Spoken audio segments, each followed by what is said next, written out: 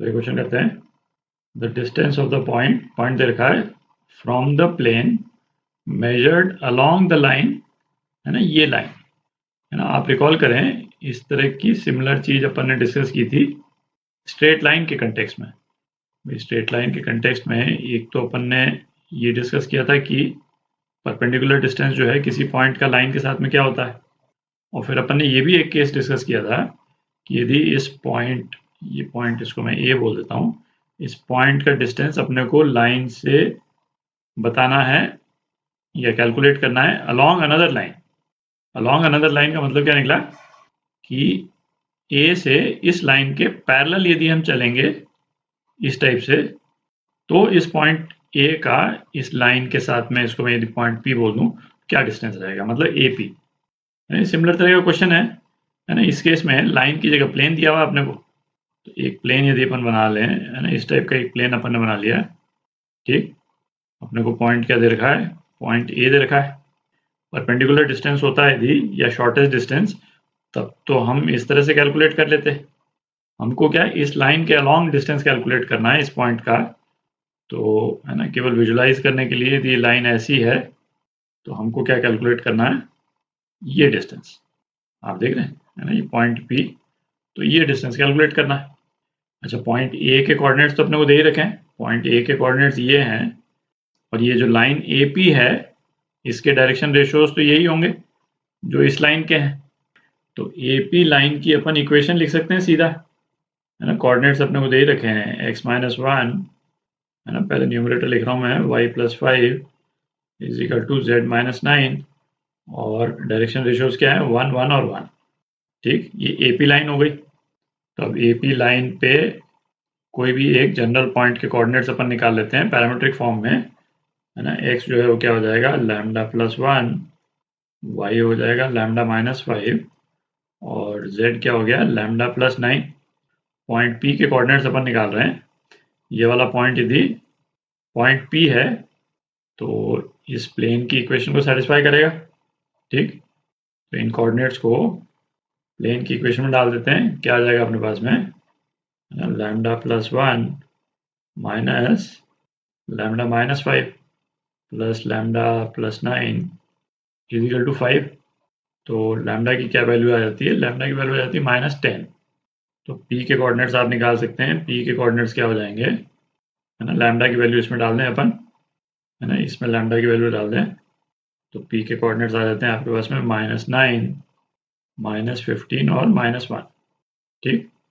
तो अब A P निकालना है अपने को, है ना। ए के कोऑर्डिनेट्स क्या है, 1 -5 और 9। तो ए पी जो है वो क्या हो गया, अंडर रूट, है ना, 1 + 9 का स्क्वायर, मतलब 100 प्लस -5 + 15 का स्क्वायर, फिर 100, और प्लस 9 + 1 का स्क्वायर, फिर 100। तो है ना, अंडर रूट 300, 10√3, है ना। ये आपका आंसर बी पार्ट। तो ये क्वेश्चन करते हैं, इफ द लाइन, ये लाइन दे रखी है, इंटरसेक्ट्स द प्लेन, ये वाला प्लेन, एट पॉइंट पी, और एक दूसरा प्लेन है at point Q. P Q निकालना है अपने को। बेसिकली, है ना, दो प्लेन्स दे रखे हैं अपने को, है ना। बिना विजुलाइज किए भी कर सकते हैं आप चाहे तो इसको।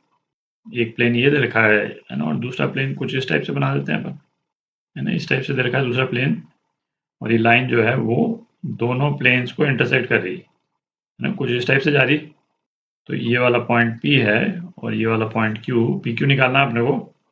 इक्वेशन क्या दे रखी है स्ट्रेट लाइन की, x-2/3 is equal to y+1/2 is equal to z-1/-1।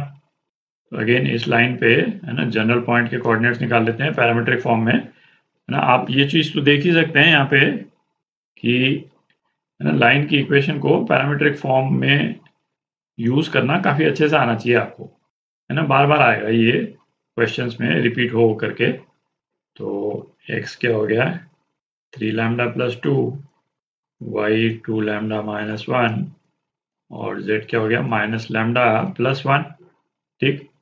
तो अब ये लाइन जब ये पहले वाले प्लेन को इंटरसेक्ट कर रही है, तो पॉइंट P के कोऑर्डिनेट्स निकाल रहे हैं अपन, तो ये पॉइंट जो है वो, है ना, पहले वाले प्लेन की इक्वेशन को सेटिस्फाई करेगा।